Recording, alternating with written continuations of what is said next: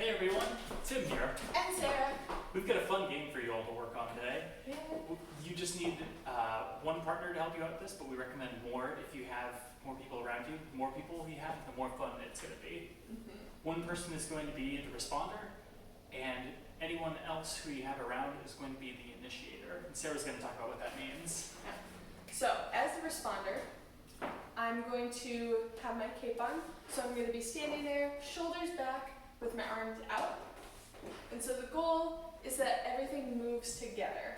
So it's not just like part of my body, everything's all set. So my shoulders are back, my core is tight, and everything moves. So when I move, my whole body moves. Now the initiators, what they're going to do is initiate movement on you. So if you're standing there, Tim comes and he gives me a direction. And then he gives me another direction. And then he gives me something different.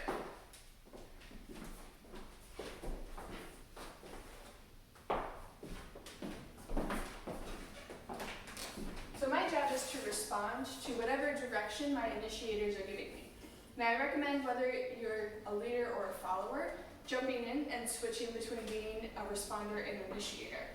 Obviously the responder is kind of like the following role, and the initiator is kind of what the leader's doing, but it's really great to get a perspective from both sides of it. Especially like knowing what the other side is doing is really important in partner dancing.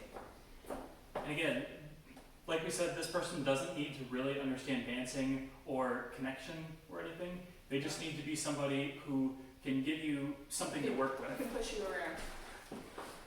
So now the important part of being the responder is that you keep the movement continuing no matter what it is. So if Tim turns me, I keep that going until I get something else. Ooh. So I keep that movement going until an initiator changes my movement. So if Tim were to push me backwards, I keep going. So you really want to stay true to that movement and move with your entire body. So like if Tim pushes my shoulder, I don't want to move like that. I want to move my entire body. So I want to stay as true to the movement as possible. What I like to do is do this in a circle. So if you have initiators around you and the responders in the middle, kind of bouncing around on the inside. Pass to Sarah. Yeah.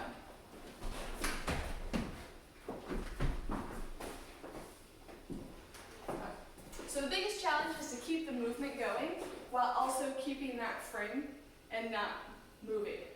Now here's the trick. You don't necessarily just have to respond with the arm. You can try all different ways of initiating movement. So you can use shoulders. You can use elbows. You can use hips. So anything is fair game, like any sort of connection points. Hips, shoulders. I like using the head.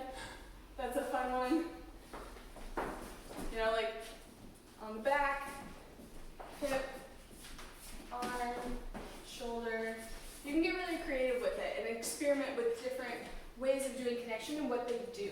So like if I push just straight that way, it's a linear movement, whereas if I push this way, it's a rotational movement.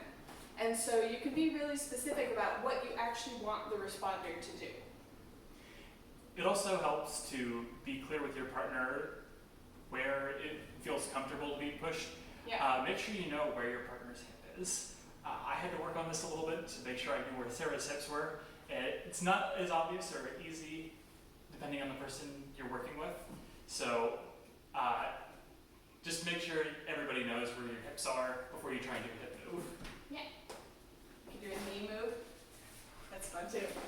Try all sorts of stuff, even stuff that you wouldn't normally do in dancing. Just explore all of it. Have fun.